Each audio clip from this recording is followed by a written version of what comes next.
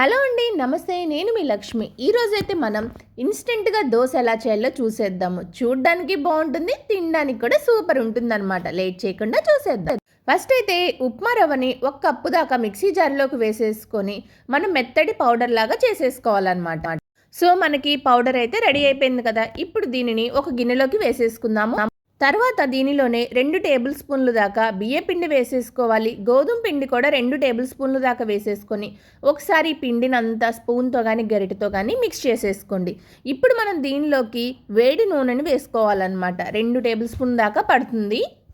Plastic గిన్నె కాదండి, ఓవెన్లో పెట్టే గిన్నె అనమాట. మళ్ళీ ప్లాస్టిక్ కదా ఎలా వేశారు అని అడగొద్దు. సో ఇప్పుడు ఈ మొత్తాన్ని బాగా మిక్స్ చేసుకున్న తర్వాత ఇప్పుడు అసలు సిస్లైన పెరుగేసుకోవాలన్నమాట. 1 కప్పు దాకా పడుతుంది. ఇన్స్టెంట్గా చేసుకునేది ఏదైనా సరే కంపల్సరీ పెరుగు వేసుకోవాలి. దాంతోపాటు 1 టీ స్పూన్ పంచదార, 1 టీ స్పూన్ ఉప్పు వేసేసుకోవాలి.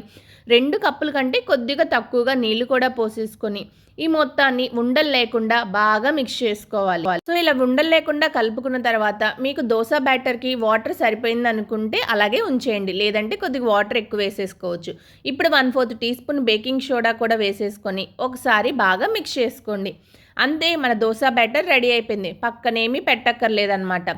సో ఇప్పుడు వేడివేడి ప్యాన్ మీద చక్కగా దోశలాగా వేసేసుకోవటమే. ఈవినింగ్ టైంలో కూడా ఏం చేయాలని ఆలోచించినప్పుడు ఇలా ఇన్స్టెంట్గా దోశ కూడా వేసేసుకోవచ్చు. సో చుట్టుపక్కల ఆయిల్ వేసేసుకొని బాగా రెడ్గా అయ్యేదాకా కాల్చుకున్నాం అనుకోండి, మన దోశ అనేది రెడీ అయిపోతుంది అనమాట. సో మీరు కావాలంటే 2 వైపులా కాల్చుకోవచ్చు. అంతే, ఇన్స్టెంట్ దోశ అయితే రెడీ అయిపోయింది. మీరు కూడా కంపల్సరీ ట్రై చేస్తారు కదా. నా ఈ వీడియో నచ్చినట్లయితే లైక్ చేయండి, షేర్ చేయండి, కామెంట్ చేయండి. ఛానల్ని కూడా సబ్స్క్రైబ్ చేసుకోండి. చట్నీ లింక్స్ కావాలంటే డిస్క్రిప్షన్లో ఇస్తాను, చెక్ చేయండి.